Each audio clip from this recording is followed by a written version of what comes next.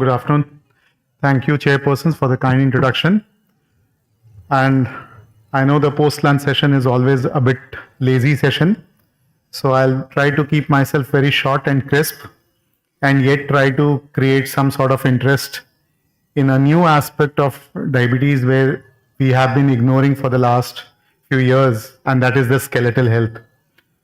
So not many of us actually talk to the patients about skeletal health, and not many of us actually know how to evaluate for osteoporosis in diabetes. So it's a very important topic. It is increasingly being recognized, especially in the hospitals where patients are getting admitted for fractures, and the patients have diabetes as one of the comorbidity as well as one of the risk factors. But unfortunately, this problem is very, very poorly understood. And I'll take some effort to make you understand the concept of skeletal fragility in diabetes. So this would be the outline of my presentation. I would speak on the epidemiology, then whether the risk is different from non-diabetics, whether the risk is only in type 1 or type 2 or both. If yes, what leads to the risk factors? What are the effects of anti-diabetic medications? How do we assess and how do we manage? So if we talk about the pathophysiology of skeletal fragility or the fractures in any person, you need to have either a decreased bone mineral density, or there could be a decreased bone quality. And upon this, you need to have a third factor, that is a frequent fall. So if any of these three factors or a combination of these three factors exist, then the patients are likely to have osteoporosis and fragility fractures. And we all know that diabetes is one of the risk factors for frequent falls because of peripheral neuropathy. But I will not focus on the risk of fall. I'll rather focus on bone mineral density and bone quality. So if you see the fracture risk in diabetes, there's 32% increased risk of any fracture in diabetes compared to those without diabetes.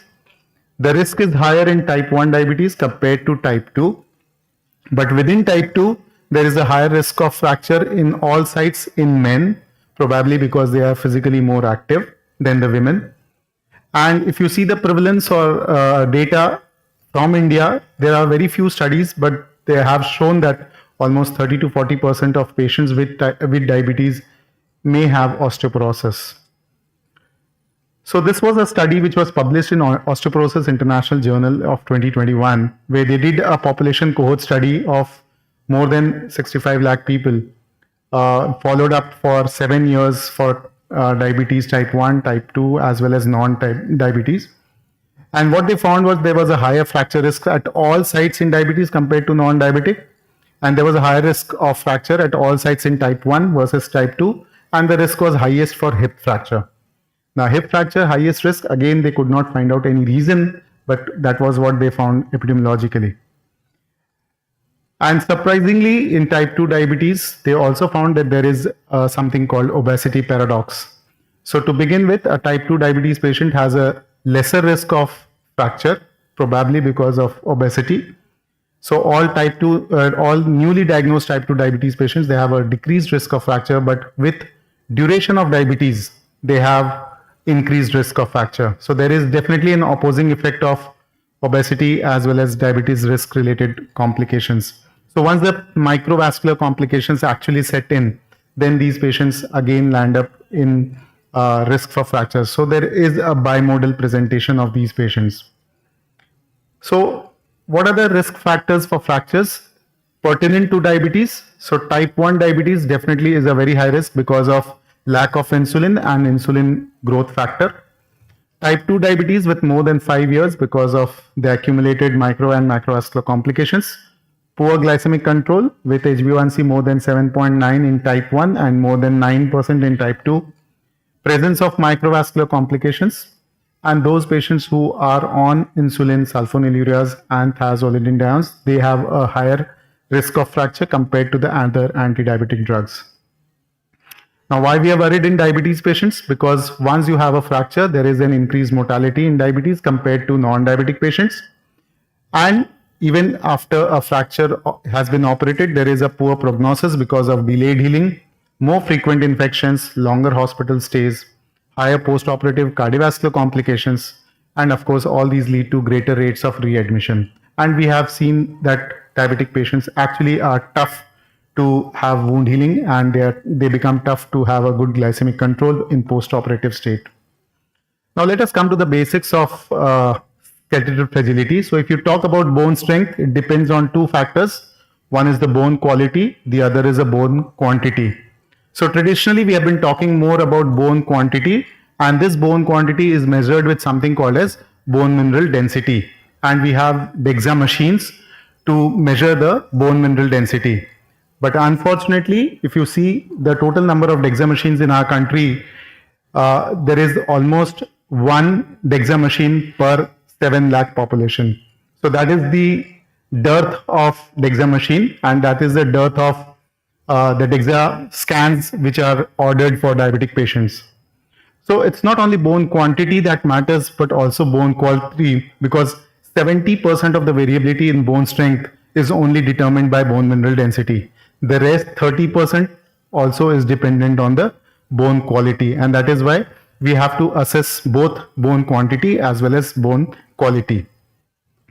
So if you see the pathophysiology in type 1 diabetes or a young onset diabetes, BMD is lower in type 1 because the patients are unable to achieve their peak bone mass. There is deficiency of insulin, there is deficiency of insulin-like growth factor. And if you have a young patient of type 2 also, then they also have a higher fracture risk, because this apparent paradox could be due to poor bone quality, that they will have poor microarchitecture, and these patients are likely to develop early microvascular complications, frequent falls, and of course they will be on insulin at a very early age. So if you see this cartoon, which clearly shows that if you get diabetes at a younger age,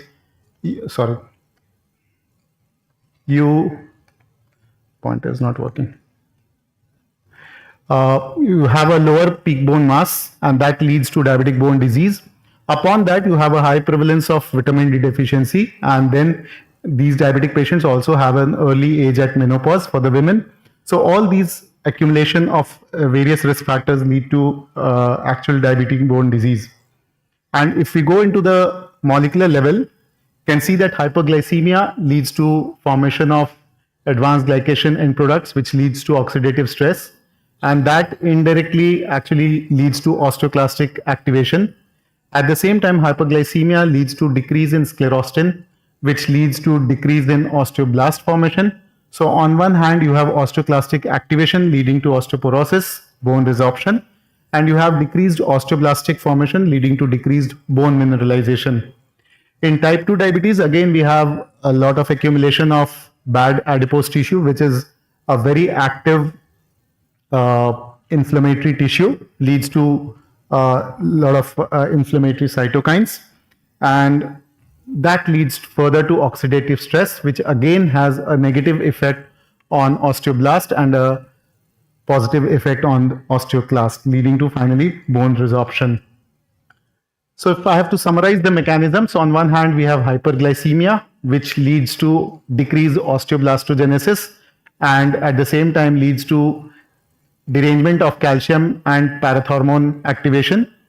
On the other hand, we have increased adiposity, which leads to decreased leptin and decreased brown fat, leading to increased sclerostin. And then we have the inflammatory pathway, which leads to increased reactive oxygen species, leading to osteoclastic formation. So then how do we assess diabetic patients? So for type 1, we have a clear-cut guidelines by ISPAD. ISPAD says that from late adolescence, particularly in the presence of comorbidities like celiac disease, you must start ordering DEXA scan for type 1 diabetes patients, and at any age in patients with poor glycemic control or known vascular complications. So this is for all type 1 diabetes patients, but this does not hold true for type 2 diabetes patients, and that is where we'll talk about bone quality now. So bone mineral density was almost directly related to hyperglycemia, but bone quality is related to something called microarchitecture of the bone, and that is where the DEXA machine does not catch.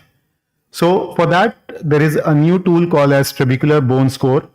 And there are multiple other tools which are still in research, like hip structural analysis. There is high resolution peripheral quantitative CT scan, or you could do a bone histomorphometry, but that is an invasive technique.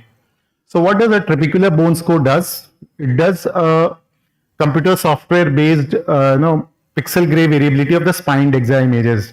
So standardized is lumbar spine. So you take the images of lumbar spine from L1 to L4 and do a pixel drawing, and based on that there is a 3D reconstruction of the structure of the bone. So what it does, it gives you an overall score which is calculated after transforming the 3D structure on a 2D plane, and these scores have been validated but not validated clinically. They are still in research.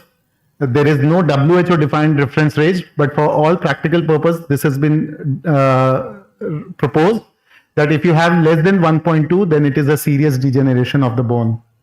So the limitations are, it is applicable only to the lumbar spine. So this was one of the papers which was shown that you can have, the odds ratio of TBS for osteoporosis could be 2.6 compared to bone mineral density, which is measured by DEXA. So in type 2 diabetes patients, your DEXA may be normal, but trabecular bone score may actually predict the risk of fractures. So what are the correlates of trabecular bone score? So it negatively correlates with all the markers of insulin resistance, be it BMI, waist circumference, HOMA2IR insulin resistance, fat mass percentage, and HbA1c. Now the next question comes, very common nowadays, weight loss.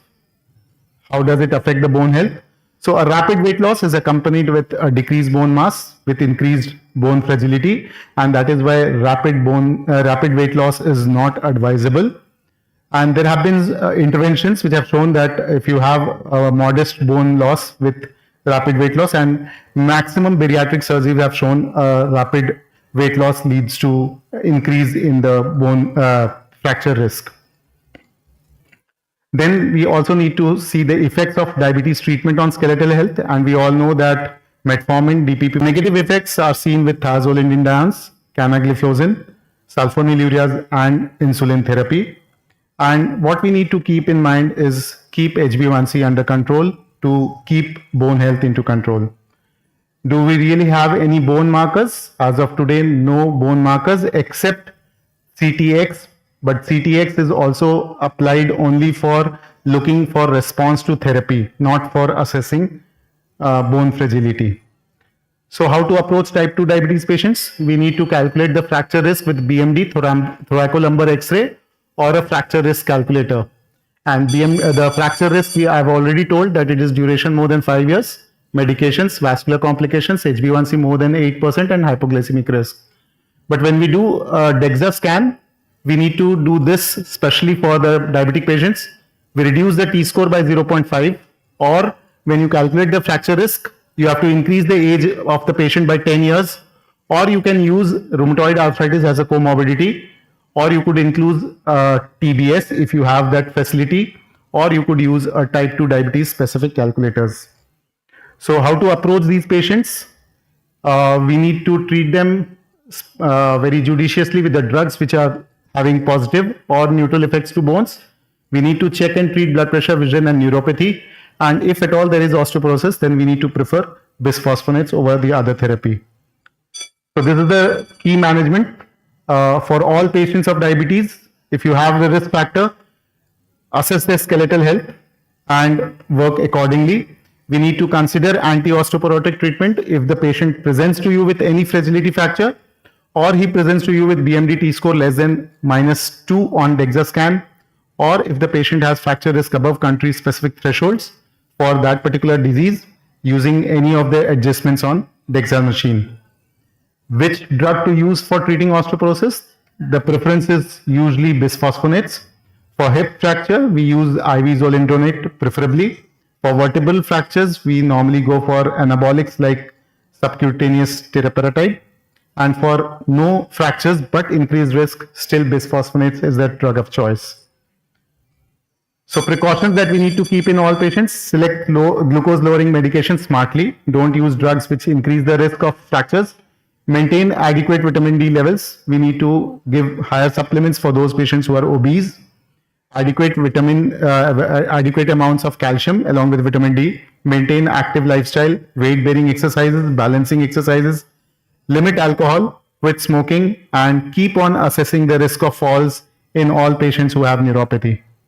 So with that, I thank you all. We know very little, so our knowledge can only be finite.